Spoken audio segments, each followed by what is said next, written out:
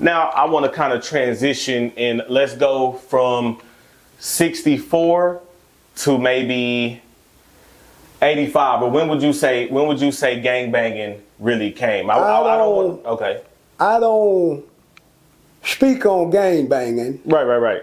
And I don't talk on gang banging because if I'm not mistaken, gang banging hit Fort Worth, Texas around about 84 or 85 or 86. Right. I don't know because I was in the penitentiary. Right. If I hadn't have been in the penitentiary, I'd been dead because don't nobody come to the town and take the town.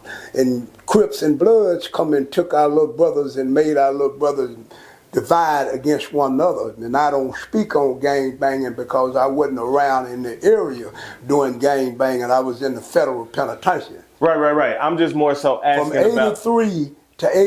from 83 to 91, I'm in the federal penitentiary. From 83 to 70, we just having fun. Right. So we going from 64 maybe to let's go 84, and we just talking about life for you. So after integration, sounds like you coming out of high school. You know, are you getting out of mom's house? Are you still in mom's house? Are you moving out on your own? Are you getting a job, or are you what's your life like transitioning from 64? We had to have jobs when we was kids. Okay.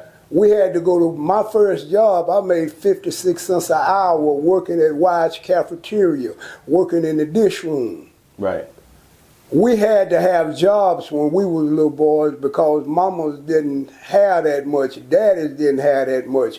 We had jobs when we was in high school. I had some partners that worked at Bill Saw's cutting up meat, made $70 a week.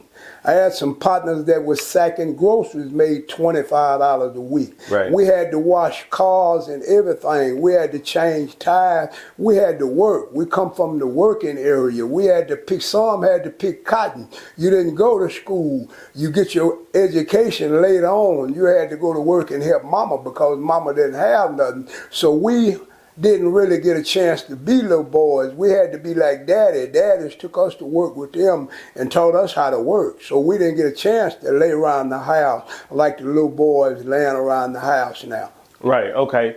So, okay, cool. So when you get out of high school, like what's those next 5 years for you look like? Do you move out or do you stay in the house? When I got out of high school, I had a chance to go to college one year. Okay.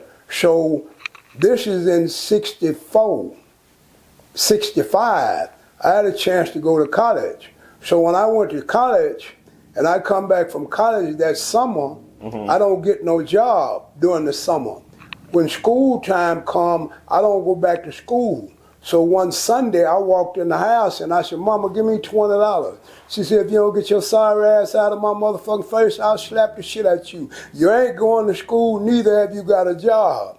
So I left out the house that Sunday crying like a broad. Mama didn't give me $20. I was mad. I'm finna go steal me something, burglarize something, or rob something. But just so happened we gamble. So I win the money. I go lay up with a little old girl. When I wake up the next morning, I run my tongue across my teeth. I said, nigga, mama mad at you. I said, nigga, fuck mama. I went and joined the army. And from that day on, I've been all right. Okay. So let's talk about the Army for a little bit, because one thing that I've often heard from different, I don't know if I want to call them black leaders today, I'd say people like Umar Johnson. You know what I'm talking about? People who speak I hear a lot of them say, oh, a black man ain't got no place in the white boys' army or something like that. Like, do you agree with that, or do you feel like it's beneficial for us to go?